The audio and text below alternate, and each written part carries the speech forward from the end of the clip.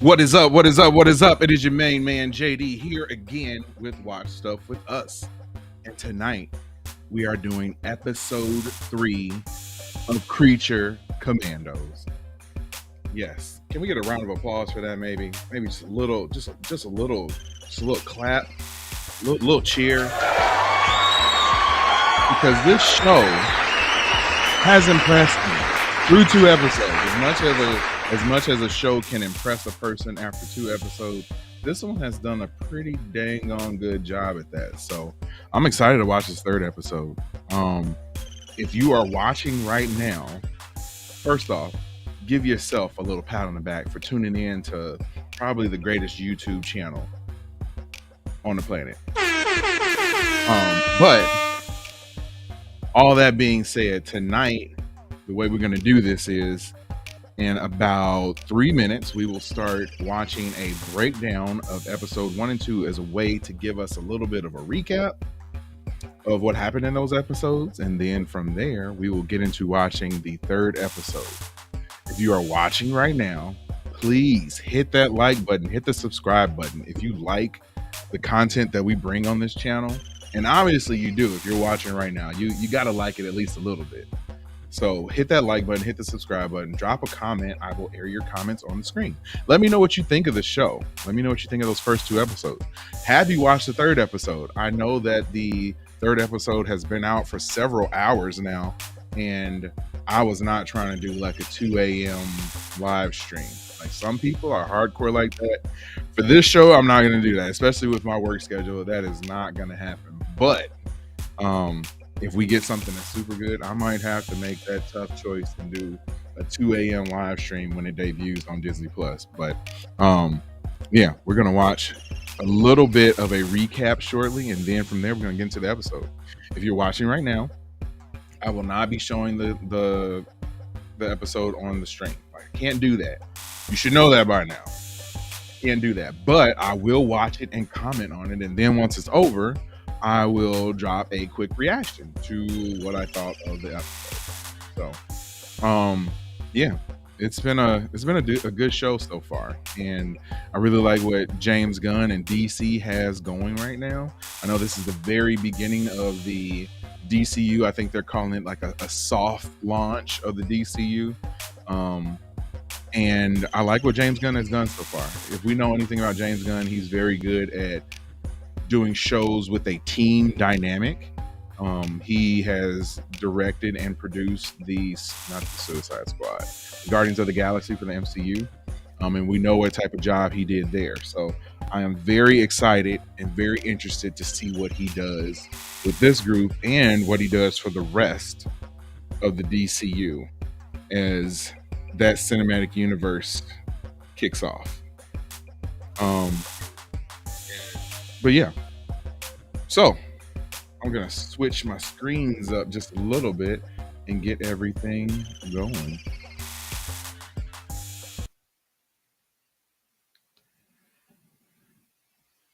We are going to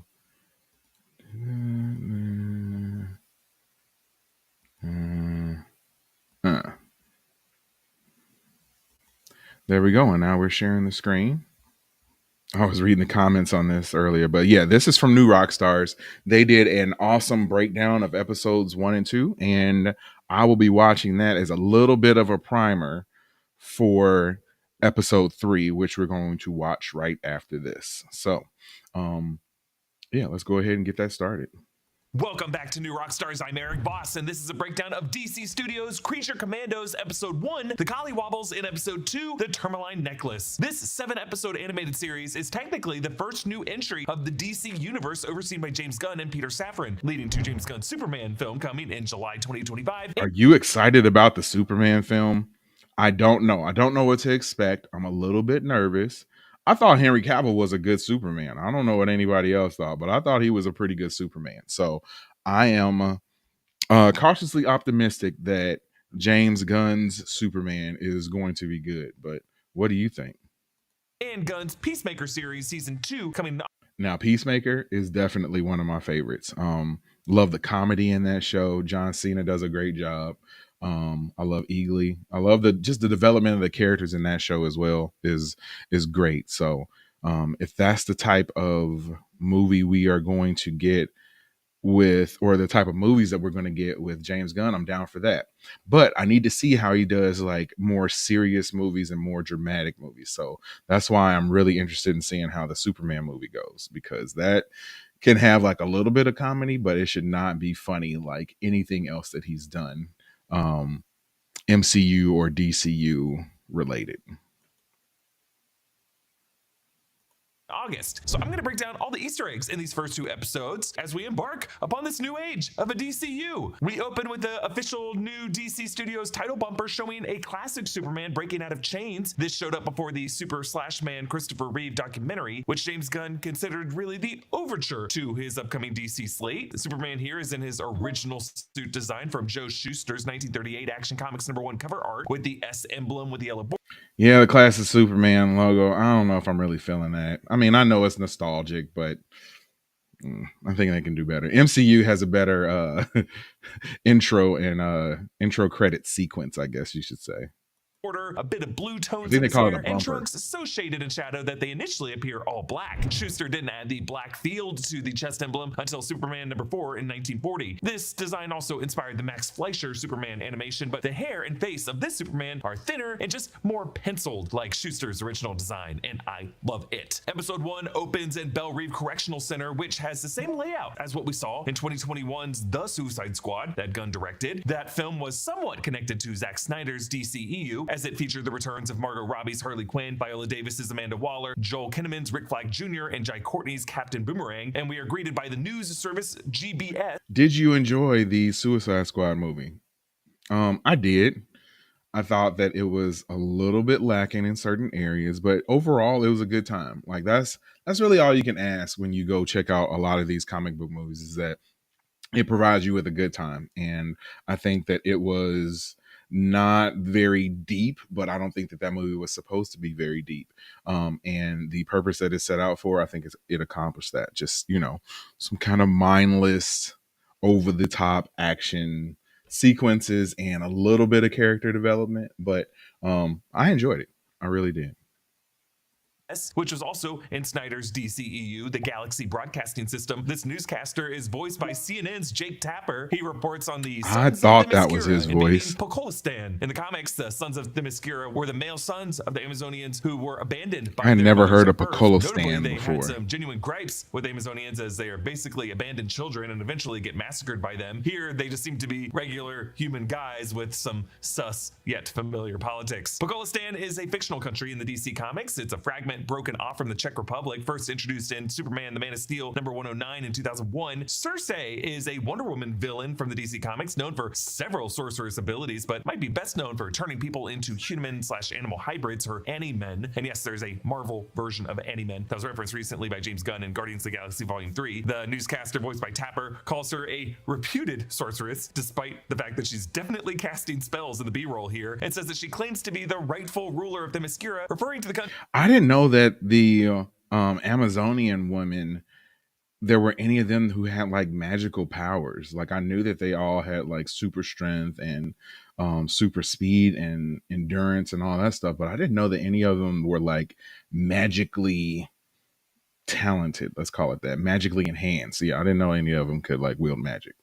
Country as the perhaps mythical, perhaps real all-female island nation. Part of Gunn's upcoming slate is Paradise Lost, a live-action series set on Themyscira. It sounds like the outside world here still doubts its existence, and we have to remember that despite the fact that this is an animated version of all of this, because they wanted to be able to depict non-human characters, and characters like Dr. Phosphorus are just much easier to render in animation than they are in live action, the rules of this world apply to the rules of the live-action world that Gunn is still building out. So we can imagine Rick Flag Sr. would be played by Frank Grillo in the same way that Amanda Waller is still played by Viola Davis. And the fact that Alan Tudyk is playing Clayface on this show might... Yeah, it will be cool to see if they bring any of these animated characters with their real life counterparts into some of the movies. I don't think we've seen much as far in the MCU at least, of animated characters then going on to be in like live action. So it'll be cool to see if they actually decide to take some of these actors and use them in the live action movies for the DCU. I wouldn't mind them doing that. I think that that's a good idea. I also think that it's a good idea if they did it with the characters from the What If series and took some of the characters that you have in that and then brought them to live action. Maybe not necessarily played by the same people, but I don't see why you couldn't. Indicate that Alan Tudyk is going to be playing Clayface in the live-action version of the character in any future Batman movie. Cersei's Metropolis PD number is number 42569. I feel like If you are watching right now, please, please, please hit that like button. Hit that subscribe button. I need you to do it. Pogolistan is a former Soviet republic in this world. The letters here translate to something like gas station. And notice how the cost per liter seems low, depending on what the local currency and inflation is. But, you know, many former Soviet republics like Kazakhstan and our world are rich in petroleum, and that is what Amanda Waller says is the case for Pogolistan. The douchey sons flanking Cersei have some, let's call them J6-esque masks. The one with the skull mouth might be a nod to El Diablo, who we saw in the David Ayer version of Suicide Squad. Yeah, they always go real deep with these new rock stars breakdowns and stuff, and they get all the things that any normal person watching this will probably miss. So that's why I like going over them and using them as like a refresher for the previous episode. And a way to get hyped up for the next episode. They interview someone by the name No Soy Boy 86. He's voiced by Alan Tudyk. And Critical Skeptic Facts of Her Feelings 91. He's voiced by Tony Cavallero, who's a hilarious Groundlings alum whom you might know from Righteous Gemstones. This broadcast is watched by Rick Flag Sr., who's voiced by Frank Grillo, and Amanda Waller, voiced as always by Viola Davis. Rick Sr. is the father of Rick Flag Jr., who is played by Joel Kinnaman in the 2021 The Suicide Squad and the David Ayer Suicide Squad from 2016. In the most recent film, he was killed by Peacemaker. The elevator goes down past the basement levels to at least 2 levels of XX. Flag says, I thought Congress put a stop to all Task Force X activities since your daughter outed you. This is a reference to the end of Peacemaker season 1, in which Leota revealed to be. Yeah, I mean, knowing Amanda Waller and jumping into, you know, her character for a bit, that she was going to find some way to get what she needed to get done. So obviously she said and tried to use a loophole saying that she couldn't put together a human team. So she decided to put together a quote unquote non-human team. So yeah, I mean it's a loophole to get all this stuff going, but I kind of like using that loophole in a situation like this. It makes for good content. Spoiler warning, Amanda Waller's daughter leaked all of her mother's secrets. We learn now that this led to government regulation, but only for Task Force X using humans and metahumans, but doesn't cover this gray area loophole of using what Amanda Waller considers to be non-humans. In the DC Comics, the Creature Commandos were a military squad from World War II, introduced in Weird War Tales, number 93 in 1980, made up of a human leader, Lieutenant Matthew Shreve, GI Robot, 2 different versions, Jake and Jake 2, and a Gorgon. I'm pretty sure that the GI Robot episode episode 3 is going to be like a GI Robot centric episode from everything that I've seen in the preview. So I'm kind of excited about that, man. Like, I don't know. It was something about his delivery and like how he, you know, he's constantly talking about Nazis and stuff. And I wonder if they're going to give him more depth. I'm sure that's what the object is, but I did find myself having a little soft spot for him. Like, I think that they're going to do something in this episode to make us really care about him. And I know that we're probably setting ourselves up as well, because whenever you get attached to characters like this, and especially in a movie or TV show that is like Suicide Squad, and, you know, you got Creature Commandos. So I'm guessing 1 or 2 or maybe even more of these characters are going to end up dying. And I'm a little nervous about that, but hopefully if they have to die, it's in a cool way or some way that's rewarding for everybody watching and not just like a throwaway death. I hate when shows and movies do that, when somebody just dies for no reason, just to out of shock value. Like, that's not cool.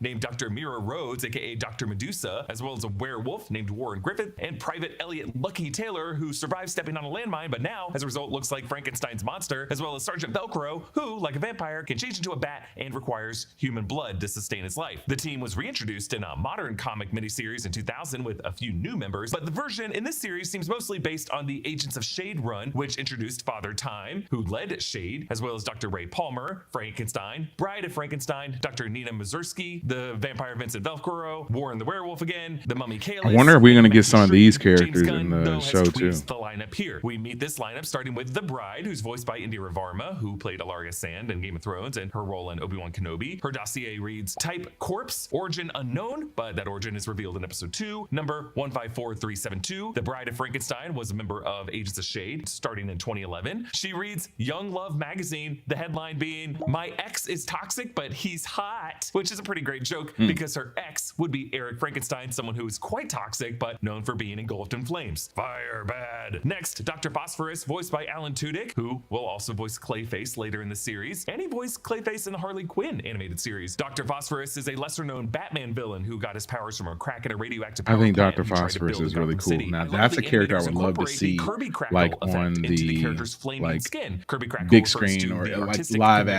action version of originating him. I with think Jack that would be Kirby, super in which cool. a field of black is used to represent negative space around unspecified kinds of energy. Here, his dossier reads 565477A. James Gunn has also added, of course, Weasel to this lineup. Weasel voiced by Sean Gunn, who also voices G.I. Robot. Weasel escaped on Corto Maltese in the post-credit scene of 2021's The Suicide Squad, and Waller does mention Project Starfish here, referring to that incident with Starro. Waller put Weasel is an initially on the interesting distraction character. team, the team that was meant to die, and Weasel couldn't even swim. He coughs up and licks back up one of the And Jenga especially, bricks. like, Waller why says he's Weasel there and has the what it takes to horrible survive, things and that Rick he's Sr. done. makes a face, recalling that Rick Jr. did not survive this Like, you mission. would think Rick that he's Sr. like moves on kind to of the next almost a member, cute G.I. character, Robot. and Now in the no. comics, there have been 6 I don't even want individual to say the G.I. things robots. that he's This done one on has the a stream 2 on because his that helmet, might get so me it might be Jake demonetized. 2, who spent time with the Creature Commandos, but was actually the 4th G.I. robot. James Gunn has said that this summer's Superman film has been done with the same technology that they could use to portray G.I. Robot in live action. Again, just because this is animated doesn't mean that it doesn't matter to the world that James Gunn is building. G.I. Robot sees a swastika in the Jenga bricks, even connecting dots on long flat pieces that don't have proper segments to form the symbol from his perspective, which is such a funny detail that just shows that this guy is gonna reach to see Nazi enemies wherever he can. G.I. Robot's dossier appears to be in binary computer code from like an Alan Turing era World War II computing device. And lastly, Nina Mazursky, voiced by Zoe Chow, a Gillman/mermaid hybrid. Her dossier reads, Type, is this a fish? Waller names the group Task Force M, and Project M was the name of the program that created the Creature Commandos in the original 1980 comics. The opening credits also list David Harbour as Eric Frankenstein. We'll meet him later. James Gunn also puts an animated version of himself in this opening sequence as he's writing a script page. My man, come on, I love you, but you gotta admit, this is a bit vain. I mean, at least the version of Matt Groening and The Simpsons is Yeah, like from what I heard, he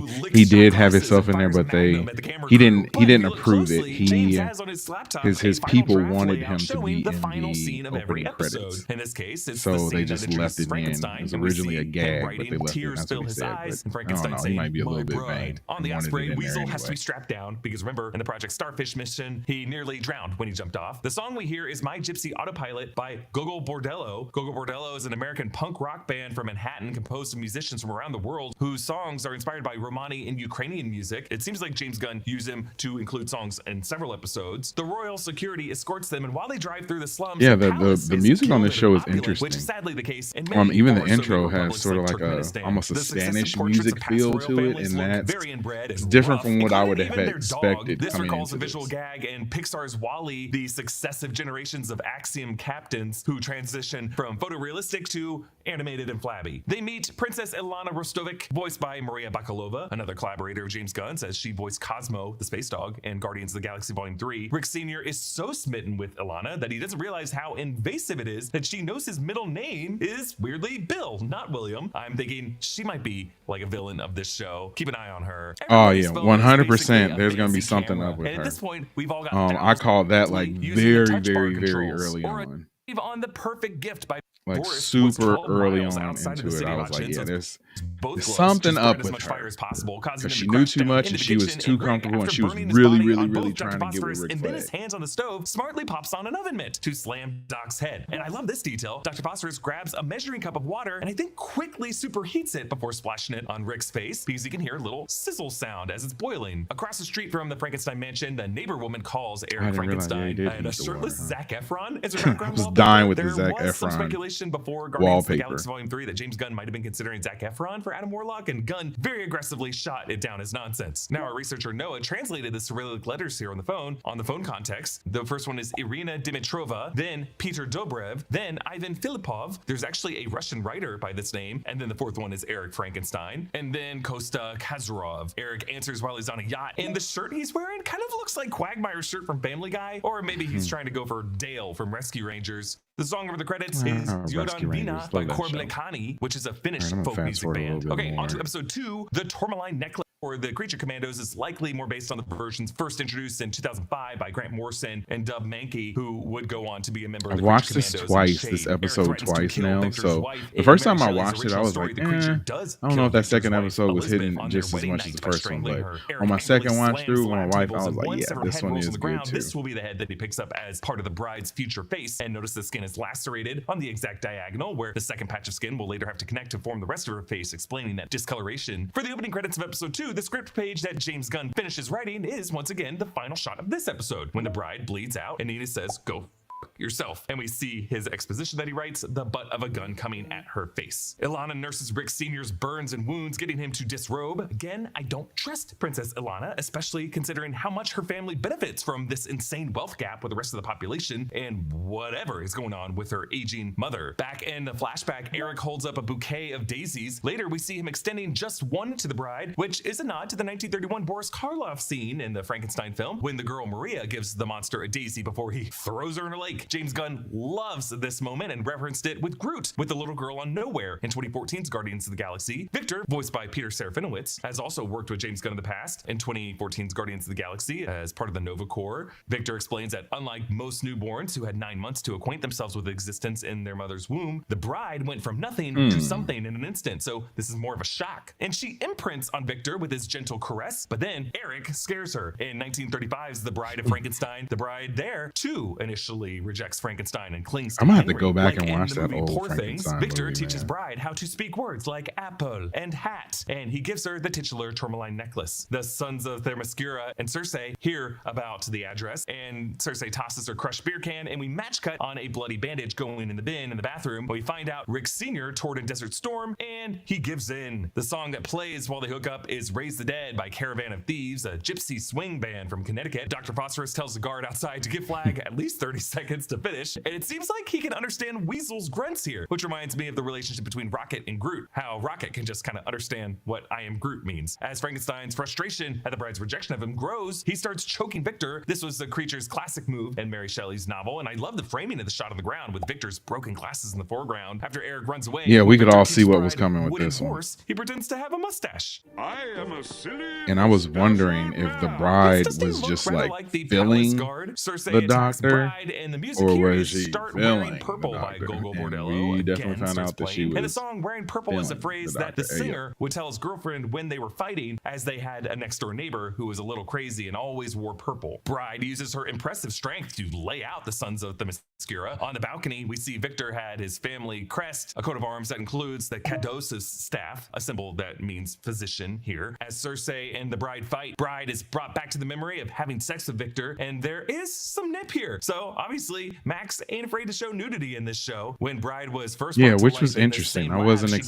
expecting up that. bile. Now They she did spits show up a blood. little bit Bride more kicks than I was Circe's expecting. groin and cracks her belt crystal, and Circe transfigures the bride's arms into wavy balloons, and she bleeds into the rain puddle and remembers the Still moment don't know Eric how I feel Frankenstein about that, killed though. Victor. They fight, and she kicks him into the fire. Fire bad. And then American Wedding by Gogo Bordello. Now, this starts was playing cool over this to great see them montage of fighting Eric through and the- Bride throughout through the history and around the centuries. world. Starting with 1852 in Paris, he The Officer, a single daisy, like the 1931 Boris Karloff Frankenstein Flower Exchange. 1880, An American Western Saloon. Notice how Frankenstein is dressed like Clint Eastwood in The Good, the Bad, and the Ugly. 1895, in the Sahara Desert. Then 1912, underwater, they're wearing old school diving outfits. 1912, underwater, were they on the Titanic and there were diving suits that they like tumbled into the water wearing? 1923, at a Jazz Age burlesque show. 1941, World War II. And hey, we gotta wonder if they might have crossed paths with G.I. Robot. 1964, on top of a bus, and to me that kind of looks like in Hollywood. 1991, they're in a club called the Reptile Room, and I think this might be a nod to the Viper Room, which is a Sunset Strip club where River Phoenix died in 1993. And by the way, I made a whole video on this channel, Elseworlding, about Tobey Maguire's career based on that night, and all of you hated it. And then on the stage, an animated cameo from Eugene Hutz himself, the lead singer of Go-Go Bordello, and we see how Eric Frankenstein's shirt is the same one Rick Flag Jr. wore in The Suicide Squad, except Eric's was black and Rick's was yellow, and it features a bunny with a sign saying obstacles are opportunities in Portuguese. Then they're on Wall Street at the New York Stock Exchange, where it's like very 80s Gordon Gekko. Then in the Victorian age, and then on Woodstock, and hey, I wonder are they eventually gonna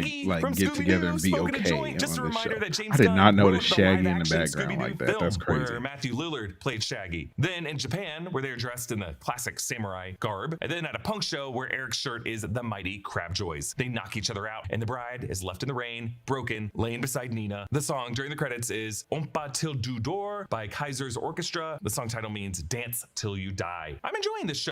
All right. Well, yeah, that's pretty much it, I believe, for the preview of, or I should say the recap and breakdown of episodes 1 and 2 for this awesome show by the name of Creature Commandos. So if you like that, please hit the like button, hit the subscribe button, and join me to have a watch party for each and every episode of this series, just like we're going to do tonight for episode 3. So if you haven't watched that, you should go do that right now. Thanks for tuning in. Peace.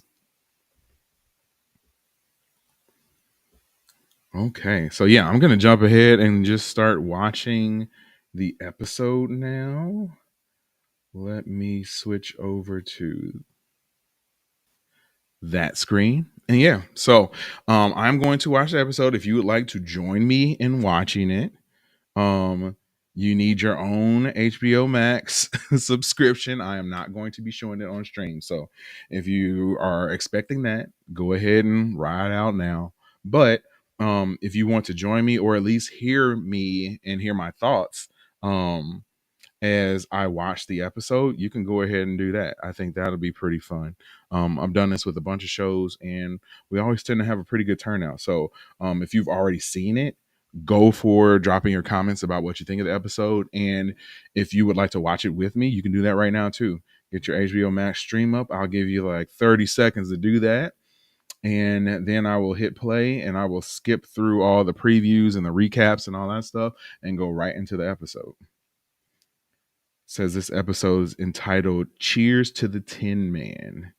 It is 22 minutes long. That's one cool thing I like about these shows too, is that they're like short, quick, to the point. It kind of it can bog you down watching those hour-long shows all the time and trying to review those. So this one is a breath of fresh air for me. So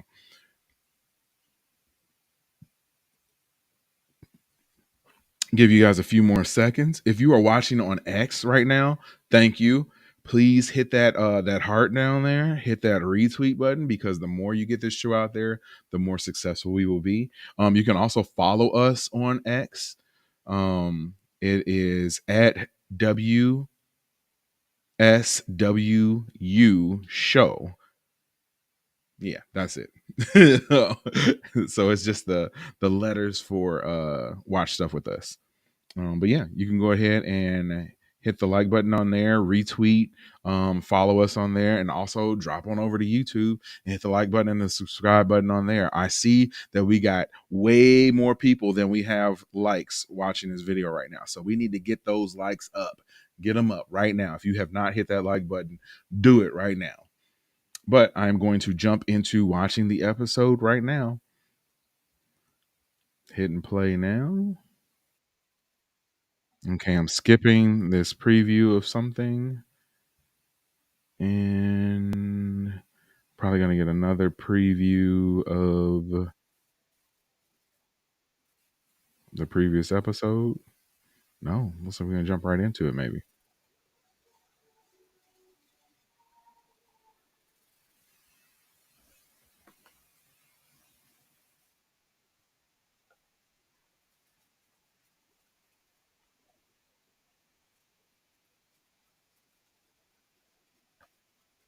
Yeah, we jump right into it.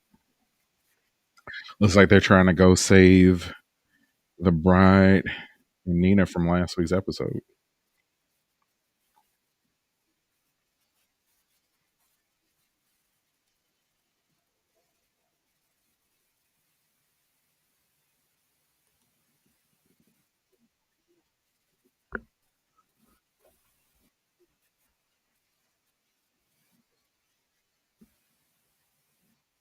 So yes, definitely a flashback episode for the Tin Man, as they're calling them on this episode.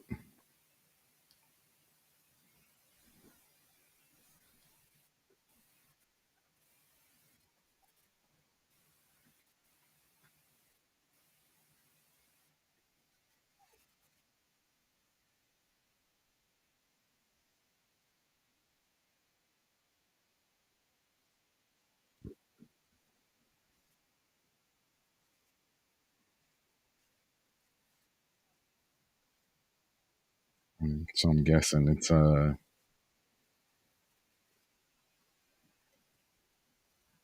little bit of a surprise attack right here.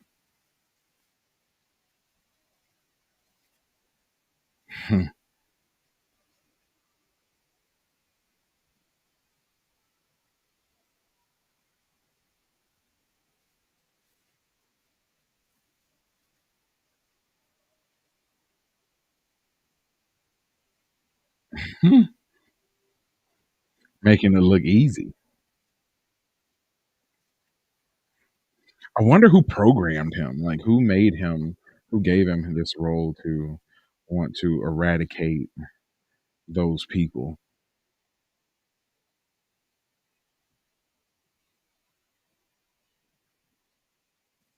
Man, ultra violent. I like it though.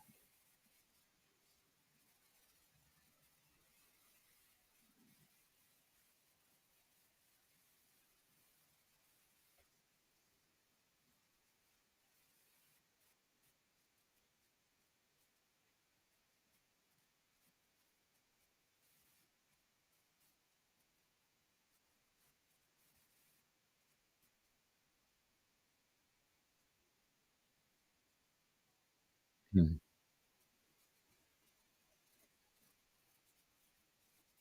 No.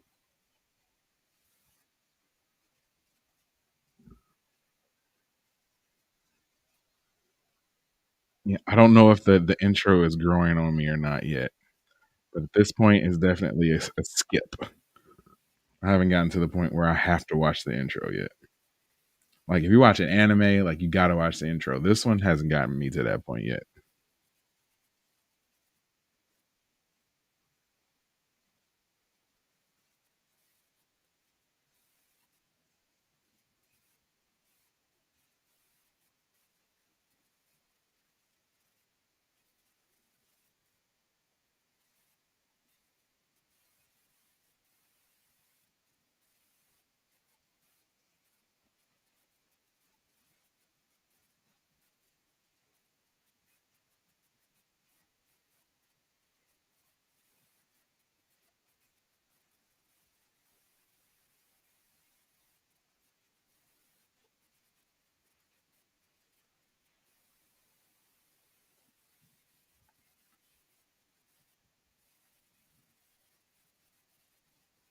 Oh, I forgot he did kind of like Nina.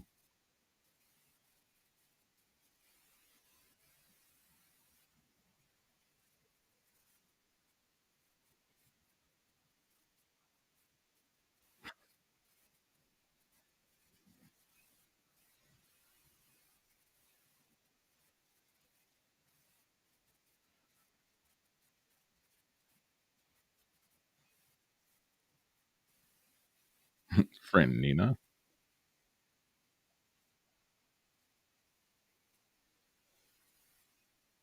I mean, I kind of would have thought that he would have maybe went to go get it, not take the whole bathtub with her, but hey, why not?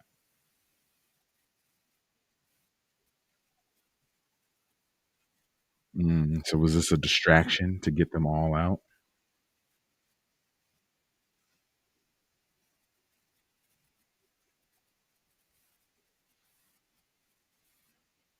Yep. Yep. It was a setup.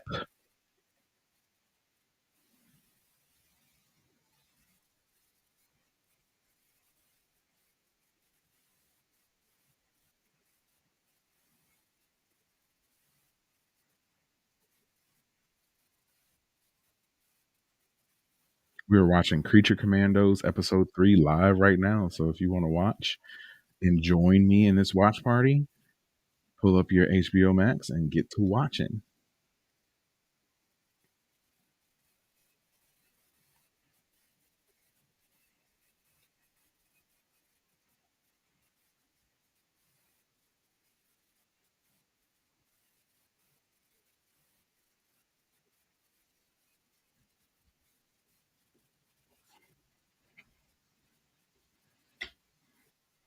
Oh man, something's gonna go wrong.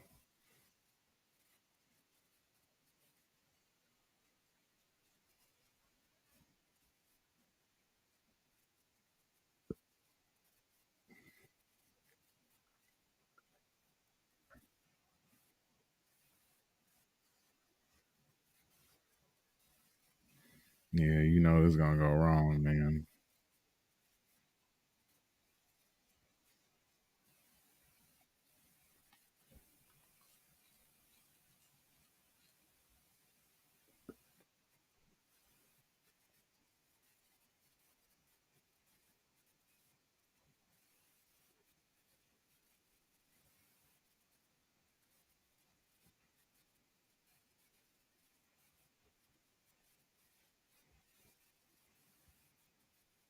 Hmm.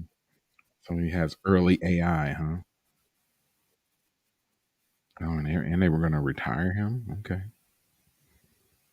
Yeah, I'm surprised nothing went wrong there. Like I could have. I thought that was how he got caught up. He was gonna get be on TV and shoot a bunch of innocent people.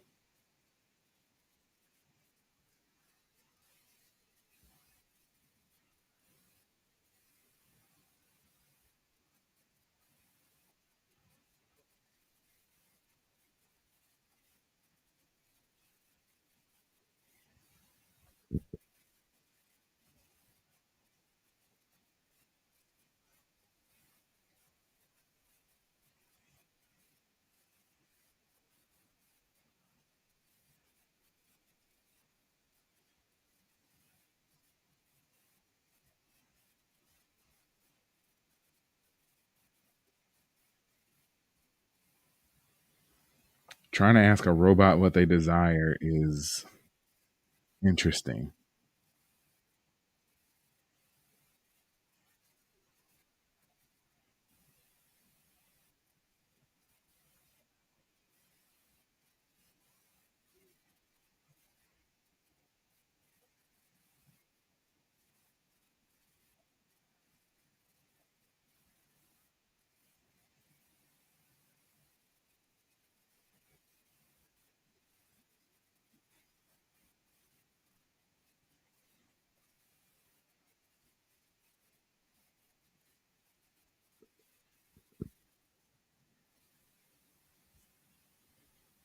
The next wave of automatons. I wonder what that's all about. Or if it's going to end up being some sort of character that we know of.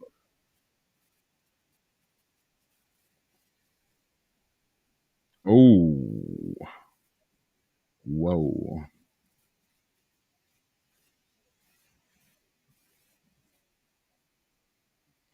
Was not expecting him to explode like that.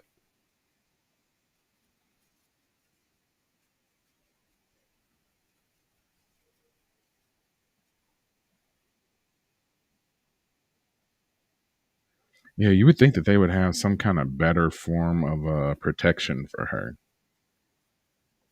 Like that guard that she has, or the guard group that she has, doesn't seem to specialized. I guess that's why they were looking for the Creature Commandos to help.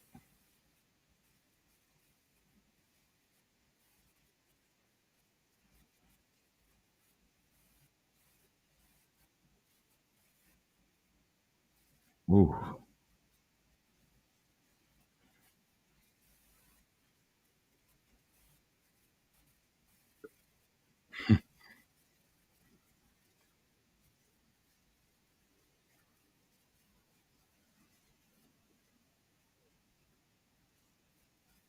that lock is not gonna hold a long time. You better go find a weapon or something.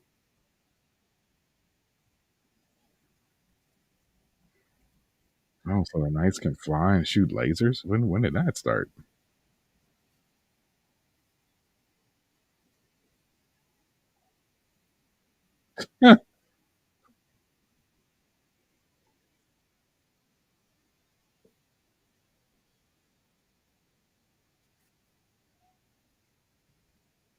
Oh, that's dope. Dr. Phosphorus is bad. I like him. What's Nina's power? Does she has any sort of power? Like,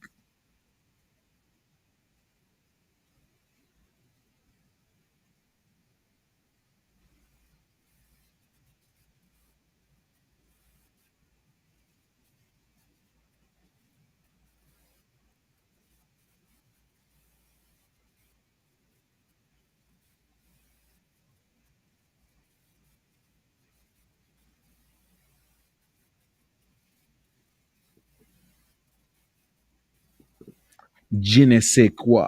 I love that. Love that word.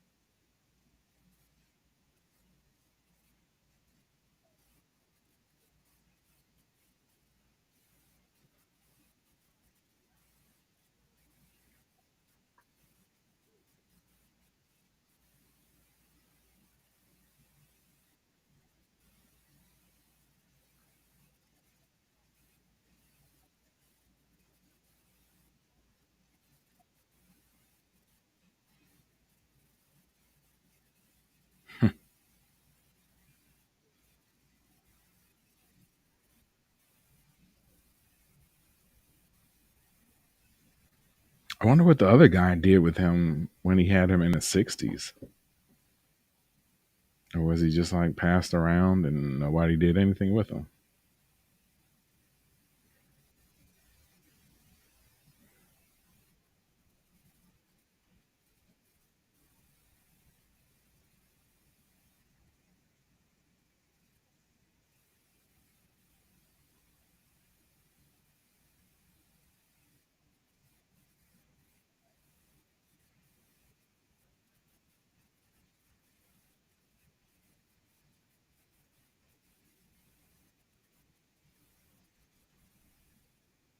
Hmm.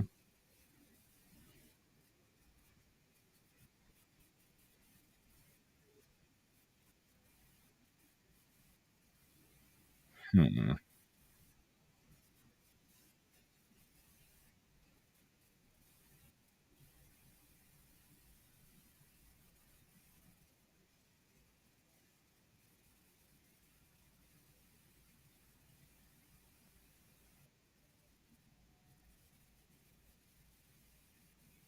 Who are these folks?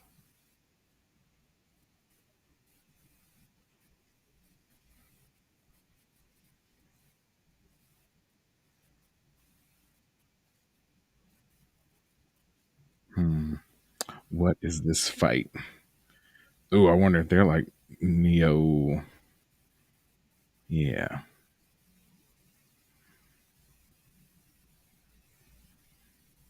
Oh boy. Yep. Yep. Yep. He's gonna take all of them out. Oh my god.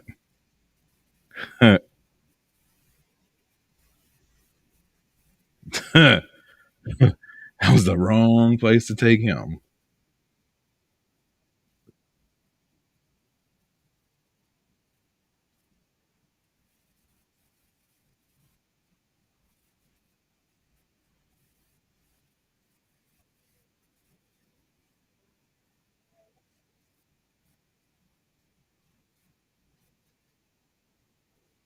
Dang.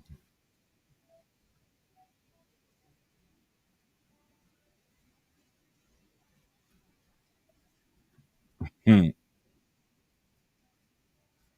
I mean, but you can't really take him or be mad at him for taking out a bunch of horrible folks.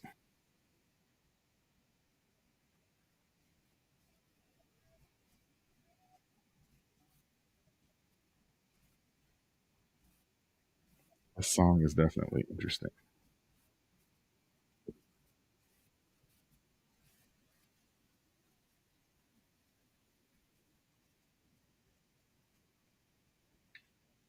He is way too excited right now. Dang. Oh,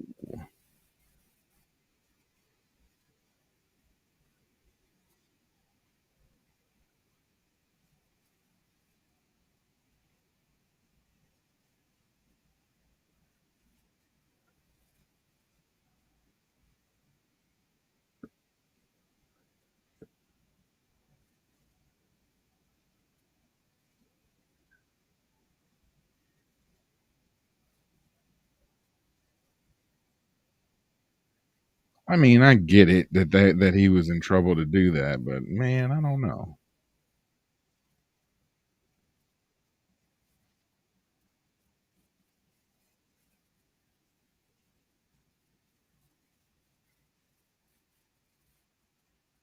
I mean, I guess he shouldn't be like judge, jury, and executioner. So I get it. I get it.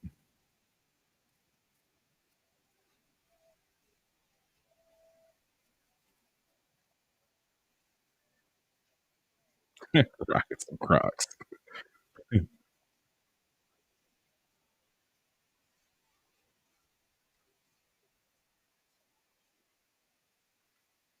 Oh, oh no.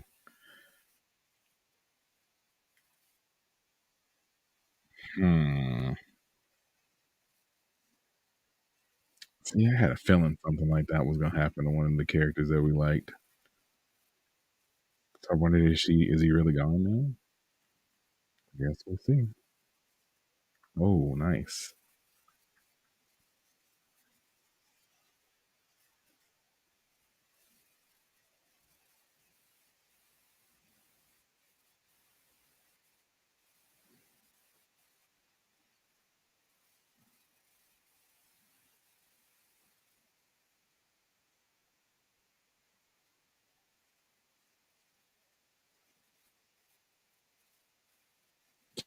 Cersei. I'm trying to take out the princess. No, that's not gonna happen.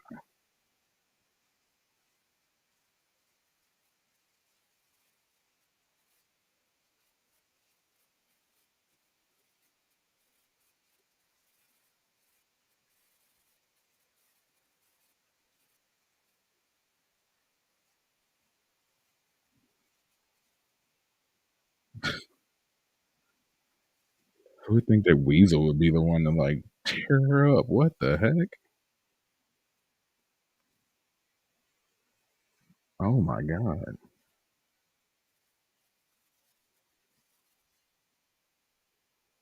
Dang.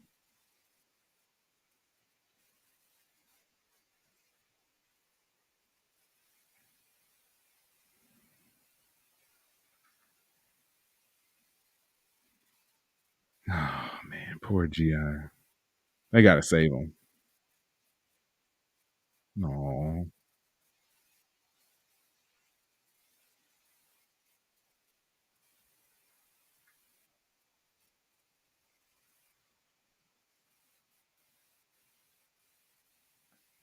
Dang.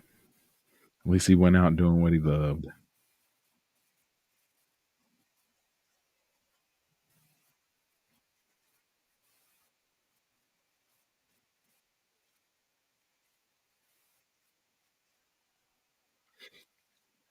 All right, well, that's it.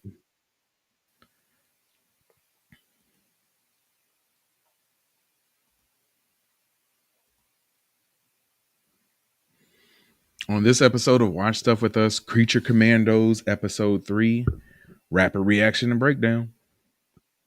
Thanks for checking out another episode of Watch Stuff with Us. I'm JD. Please hit that like button, hit the subscribe button, and drop a comment below if you are digging Creature Commandos. If you're not digging Creature Commandos, do whatever. I just need a comment. Drop it below. But anyway, we're going to do a quick reaction video to that third episode. And when I say quick, I mean really quick. So the first thing that I noticed while watching that is that, it's a flashback episode on GI Robot's life. And you kind of think, what can you get from an episode about a robot? So I was kind of surprised to see as much background detail given towards him. So we learned that he was created with the sole purpose of destroying Nazis, and that is his main directive. It's interesting that he was created in the 40s, I would guess. Yeah, like 30s or 40s. And from there, he was deployed into the field, and he was able to accomplish his prime directive. He seemed to be very good at it. He seemed to really enjoy it. That was like his thing, and his that was his prime directive. And outside of that, he also bonded with the group that he was with, so the other group of soldiers that he was with. So I would imagine at this point he's outlived all of them, and they lost touch. And he ended up getting passed around multiple times to multiple different people who sort of took care of him. I wouldn't even really say took care of him, but just more so had him in their possession. So at one point, someone had, like a scientist had him and had broken him down and was trying to use everything in him to create something new. My question from that is wondering, and see, I don't know the DC universe as much as I know the Marvel universe, but I wonder if some of the artificial intelligence in GI Robot was then turned and used in some other robot character that's in the DC universe. So if you know that, drop that comment below and let me know who that character is. Outside of that, I think next after that, we got to catch up with the bride and Nina, who were still in the castle. The whole crew went over there to rescue them. And once they made it there, they realized that it was just a trick because Cersei had gone to the castle to get the princess. And they ended up going back over there to find her, intermixed with more flashbacks for GI Robot. And we also found out the reason behind GI Robot being locked up in and ended up with the group that he ended up with. So he was, I guess he had another caretaker who happened to be involved with some sort of new group that was not so positive, let's put it like that. And they happened to be the group of people who GI Robot was made to destroy. So he was there at a meeting for them, and they happened to flash a certain symbol in the background. And once that symbol was flashed, GI Robot went into his GI Robot mode and took all of them out. I think they said it was 32 people. So I can't really be mad at that. I know they probably hadn't committed crimes at that point, so there's a little bit of a gray area there. But knowing that they weren't good people, I don't really feel too bad about them. Or maybe not that they weren't good people. They didn't have good ideals. Let's say that. So after that was done, you saw him go and be locked up in prison for a long, long, long, long, long time, because obviously you saw like cobwebs and stuff, forming on him. He didn't do anything, but he got brought to this team, and he was excited to go on a mission with them. They go on a mission, like I said, they go to rescue the princess. And while they're there, Cersei shows up, and they needed his help. So Rick Flag, being the genius that he is, tells him that these people that they are fighting are his AI directive people that he doesn't like. So he goes into beast mode, destroys all of them, like all of them, takes them out. And right when he's about to have his time for glory, Cersei comes over and like hits him with some blast and blows him up. So I was not expecting that. Not expecting that at all. But I should. I don't know why I wasn't expecting that, but I should, knowing that these types of shows and like seeing Suicide Squad, you can't really get connected to any of the characters or like them too much because they may be taken away from you. So eventually we had Nina pick up his head, and he was, kind of somber and said, like, I finally got to kill these with you. And then he sort of like faded out. So that was the end of the episode. And um, I would say that this episode wasn't quite as good as the first two, but it's good to get the background information on GI Robot. So we still don't have the background information for all the characters, but I'm guessing that we're going to have flashbacks for them in subsequent episodes, which is a good thing. My only thing that I get nervous about with that is that I think we only have 8 episodes. So after this next episode, we are like halfway done and we are running out of time. So I enjoy this and I want to see more.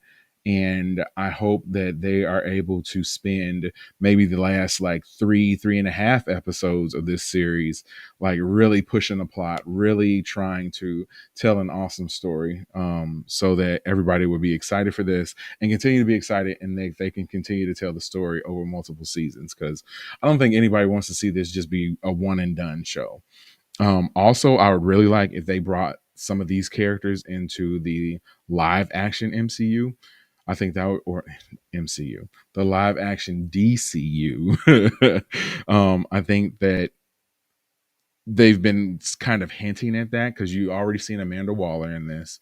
And I would love to see a character like, especially like Dr. Phosphorus. I think that his character type would show really good on screen, and they can make him like a super good character. So I really hope that they go and take some of these characters, use a show like this to build up and expand your universe in a sort of concise way, and then take these characters that people will already know and then introduce them to into the movies. So I think that's the way to do it.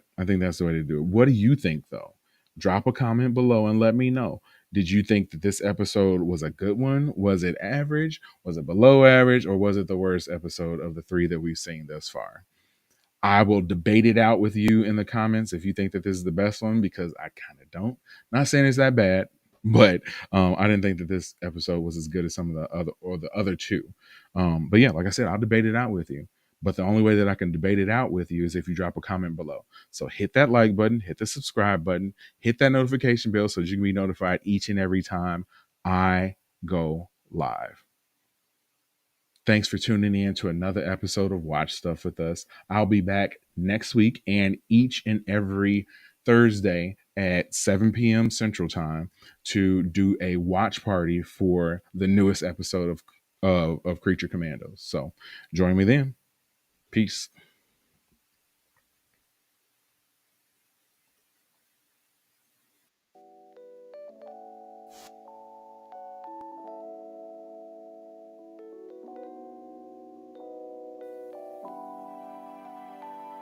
All right. Well, I think that was a good show. That was fun.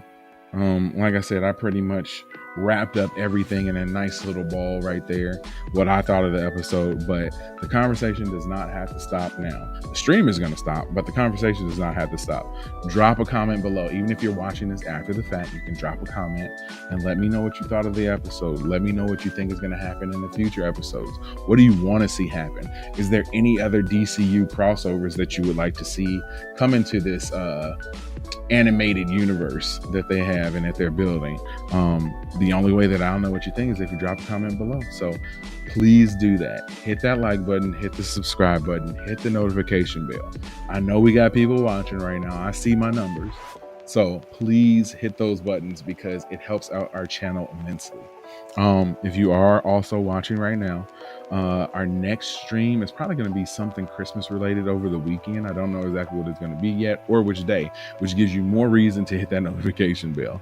But I do know that me and my wife, Katie, will be on on Monday evening doing the Grand Ole Opry Christmas special on, I think it's on ABC. It might be an NBC. No, it's on NBC. But yeah, we'll be watching that and reacting to that live. We just did the Motown Christmas special that aired yesterday. We watched and reacted to that and had a blast, and had over 1,000 people tune in to that episode already. We're closing in on like 1,500, so which is awesome for our channel. So if you like that type of stuff, go back and check that one out, or join us on Monday and hang out with us. And we got a lot of stuff coming up planned over the next few weeks. We have the What If season 3 that is going to start airing, I think, on December 22nd, and air for 8 days until that entire season is done, back to back to back. And we will be watching that live every night too. So be watching and reacting to that. I am super excited to do that too.